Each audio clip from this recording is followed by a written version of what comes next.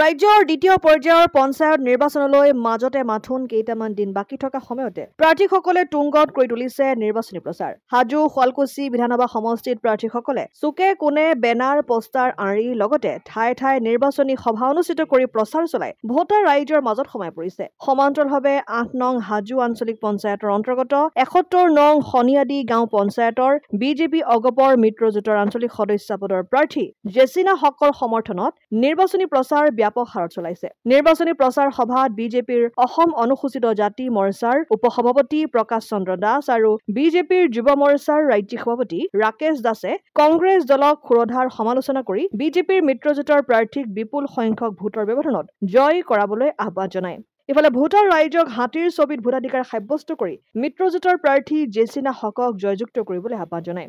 হাজো শুৱালকুছি সমষ্টি শনিয়াদি গাঁও পঞ্চায়ত আৰু বৰ্ণি গাঁও পঞ্চায়তৰ আজি নিৰ্বাচনৰ প্ৰচাৰ আমি কৰিলোঁ।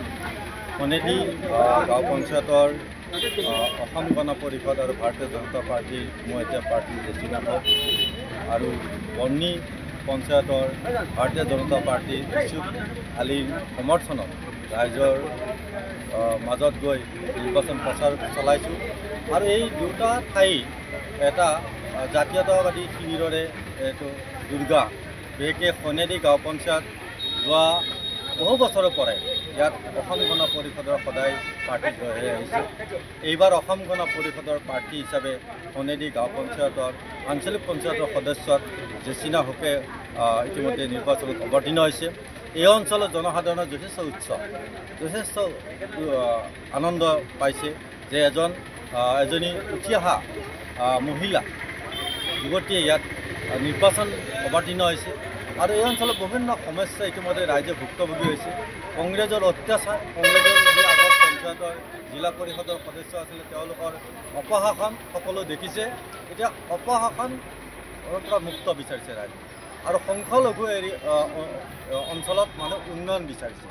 এতিয়া ভাৰতীয় জনতা পাৰ্টীৰ নেতৃত্বাধীন ডক্টৰ হিমন্ত বিশ্ব শৰ্মাৰ নেতৃত্বাধীন চৰকাৰে জনসাধাৰণ উন্নয়ন কৰিছে। প্ৰতিটো দুখীয়া পৰিয়ালৰ উন্নয়নৰ কথা ভাবিছে। আজি প্ৰতিটো দুখীয়া পৰিয়ালৰ প্ৰধানমন্ত্ৰী আৱাস গৃহৰ জৰিয়তে ঘৰত ৰ'দ বৰষুণ পৰি থাকিলেও ঘৰত শান্তিপূৰ্ণভাৱে ল'ৰা ছোৱালী শুব পাৰে আৰু সকলো এটা সপোন থাকে যে এটা ভাল ঘৰত থকা। এই ভাল ঘৰটো প্ৰদান কৰিছে প্ৰধানমন্ত্ৰী নৰেন্দ্ৰ মোদী ডাঙৰীয়া, অসমৰ মুখ্যমন্ত্ৰী ডক্টৰ হিমন্ত বিশ্ব শৰ্মা ডাঙৰীয়া। আৰু এই কথাও প্ৰতিশ্ৰুতি দিছে যে অসমৰ প্ৰতিটো দুখীয়া পৰিয়ালক প্ৰধানমন্ত্ৰী আৱাস গৃহৰ জৰিয়তে নিশ্চিতভাৱে একোটা ঘৰ দিয়া হ'ব। আৰু এই কথাটো নিশ্চয় দুখীয়া পৰিয়ালৰ এটা সপোন থাকে। মই ভাবোঁ আগন্তুক যি ৭ তাৰিখৰ নিৰ্বাচন হ'ব, এই নিৰ্বাচনত শনিয়াদি পঞ্চায়তৰ আমাৰ AGPৰ প্ৰাৰ্থী জেচিনা হক আৰু বৰ্ণি পঞ্চায়তৰ আঞ্চলিক পঞ্চায়তৰ সদস্য ভাৰতীয় জনতা পাৰ্টীৰ ইছুফক বিপুল ভোটত মানুহে জয়যুক্ত কৰিব। আৰু ইতিমধ্যে ৰাইজে এই সংকল্প মনত লৈছে। হাজোৰ পৰা কমলাকান্ত দাসৰ ৰিপৰ্ট, অসম আদিত্য।